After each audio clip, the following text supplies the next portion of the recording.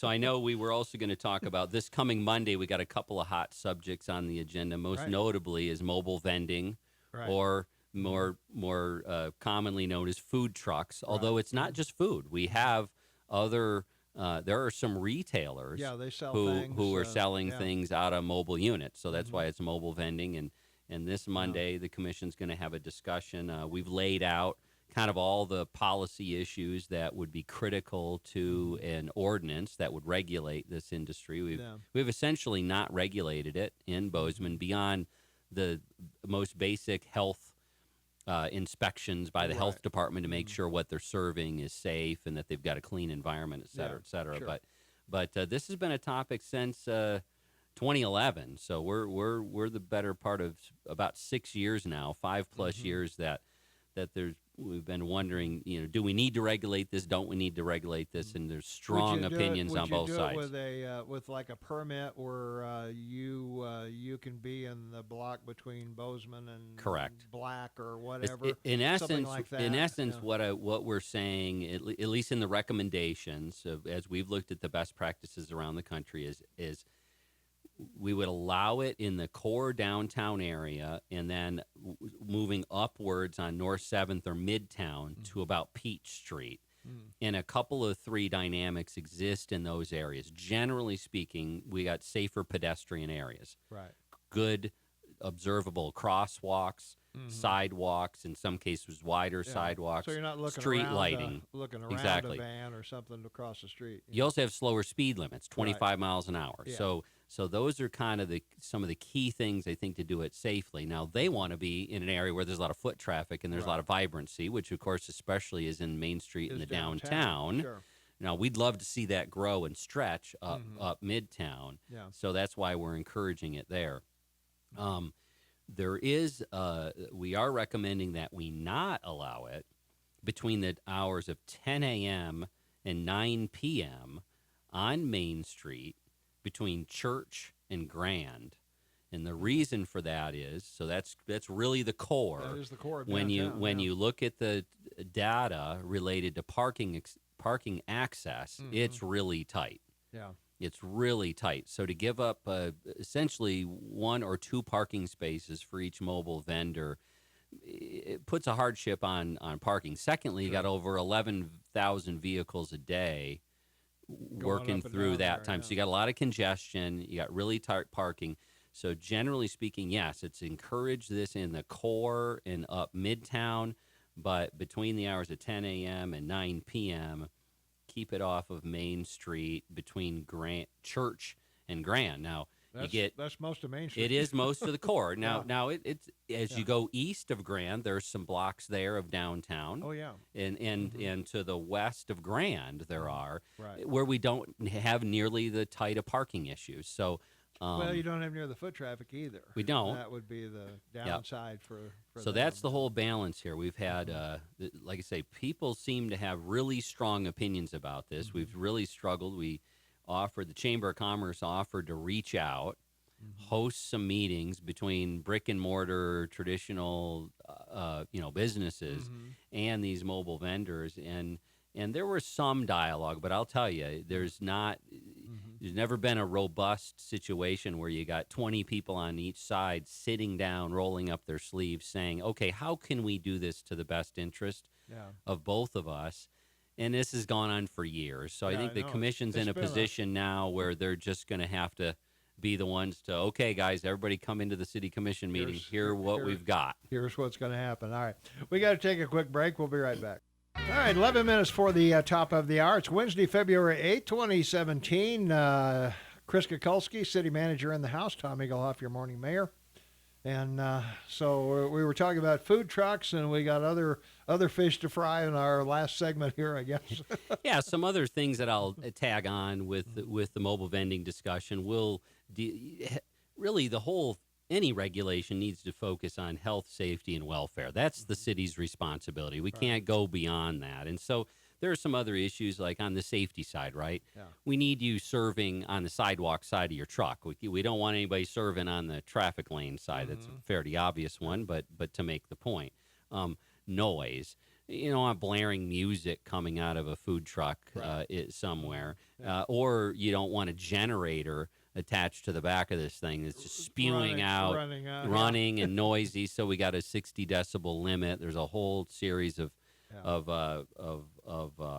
generators now, quiet generators that work and function, while signage, all the kind of typical things to make sure that that they know what the rules are, and that they're operating in a safe, healthy manner. Now, that's kind of the public property right-of-way stuff. There's a number of food trucks who've made arrangements with local businesses to operate out of their parking lot or operating out of their place of businesses, and provided that doesn't become problematic to ADA accessibility, to enough parking spaces to meet the business needs, that kind of thing.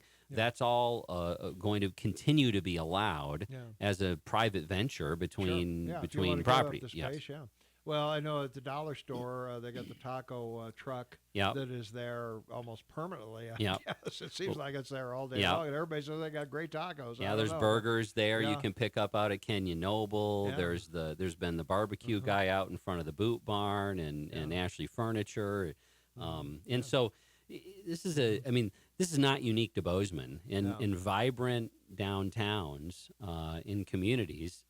This is going on all over the place, and Bozeman is fortunate to have that kind of a vibrancy. That's an opportunity for an entrepreneur to get into business. Yeah. Well, you can certainly. I know there used to be. I don't know. Maybe there still are. There were a lot of food trucks that went to construction sites. They just made the rounds of. Mostly it wasn't fast food, but it was things like donuts or bagels or stuff like that. And soft drinks and whatever. And that's what the good news. Main Street is not the only place you can do this, and frankly, where I've seen more recently more common is in the late hours. Yeah. So once we get to 9 p.m. downtown, as far as the parking opportunities, open up pretty dramatically. They do, although at about 8 p.m., that's one of the peak times. Right. But once you hit 9, things really start fading off. To the movie or going to the bars or whatever. And a lot of restaurants are closing up, or they're past peak. Right. And folks are coming out and want to grab a bite. So that's actually when I've seen a number on the food side. Yeah. On the retail side, of course, I'm sure they want to be down there during peak afternoon time. MSU would be where they'd want to be too, but I know parking there is really restricted. So parking is a whole big piece of this, right? Really I mean, you've got to have a place to park. So, anyways, would they be guaranteed a spot? Would that be marked off? They've got to at least the way we've currently proposed it. They've just got to comply with all the parking regulations that exist now. Back in 2011, we did have a discussion with a number of them, and there are communities that will say, okay, here is the area. We're going to block this area off, and this is where you can go. It's another path you could take, and who knows, maybe that's what will come out of the public discussion on Monday. Yeah, I was wondering about maybe some of the side streets might be an option. We do allow it. Yeah. The rules will allow it on those side streets downtown, Mendenhall. I mean, what I'd love to see is it really take off on Babcock and Mendenhall, those one-ways that are, just a block off of Main. We've been working for years to create more vibrancy to those streets. And in Mendenhall, that's taken off pretty well with the hotel and 5 West, Element, and other projects. So. All right. We got to take another quick break. We'll be right back. All right, it is 4 minutes before the top of the hour, and we're winding down here with City Manager Chris Kukulski. And what do you got left? So the other things we got, the other big issue for this Monday night, we're going to be tackling the general fund capital improvement plan again. So we've reviewed that a couple times in January. The city commission asked me to go back and make some changes to it, so we've done that. And then coming up into the future, we've got, of course, it's budget time. Right. Department directors are developing their budget requests right now for the July 1 to June 30, 2017-18 fiscal year. Right. We've got short-term rental. We've been out in the community talking with the community and listening to the community about the whole issue of Airbnbs and short-term rental. That's going to be another emotionally hot.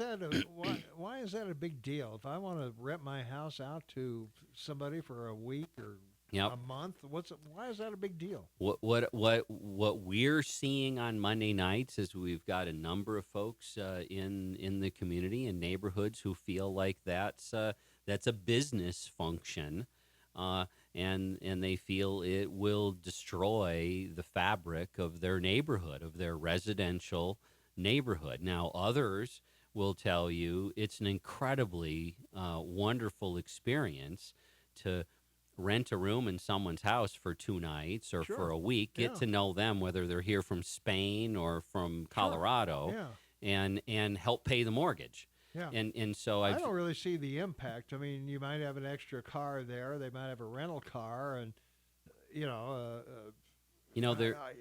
there are stories about parties and stories about Yeah. parking problems and stories about issues that I Yeah. think that there's no doubt in my mind there's reality to, right? All of us societally, sometimes we make mistakes and we make bad decisions, but that's also, we also have that with long-term rentals. I mean, in a college town, one of our I was larger. gonna say, you got bed and breakfast on Yeah. Wilson and other streets. So but, part of this might end up being a volume or a number game. Yeah. There may end up being some communities out there have said, you know what, there can't be any more than 2 of these per block or 1 of these per block. Are you going to do them like deer tags or whatever? Other communities, Have a drawing other for 'em or communities whatever. throw the doors wide open and say Yeah. this is a wonderful thing. Well, don't they do it in West?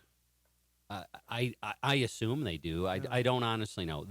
Like mobile vending, Yeah. if you Google this subject, you will find Thousands, millions. hundreds of communities across the United States who are grappling with this issue and have made decisions, everything from shut them all down Right, to throw the doors wide open. This Yeah. is a great thing to I a was lot going in to say, between. something that brings money into the community, we ought to be thankful for, and certainly in some ways. Well, at it's least. certainly good that, again, And it's not going to be on every block. Not everybody wants to open their home up to people, and if it works for them, I assume they communicate with who's going to be there. Now in the some way. Yeah. I mean, the temporary ban that's in place right now is limited to just those zones that required a conditional use permit in order to do this activity, which are R1, R2, and a few other low density residential zones. Our other more dense residential zone, it is permitted without a conditional use permit. So it has not been shut off from the entire community. But those areas, I've heard a lot of strong opinions on both sides. And my team has been out. They've done a great job out in the community listening to folks on the subject. All right. Thanks, Chris Kukulski, City Manager of Bozeman, for coming in today. Mike McCormick up next. We'll be right back with more stuff right after this.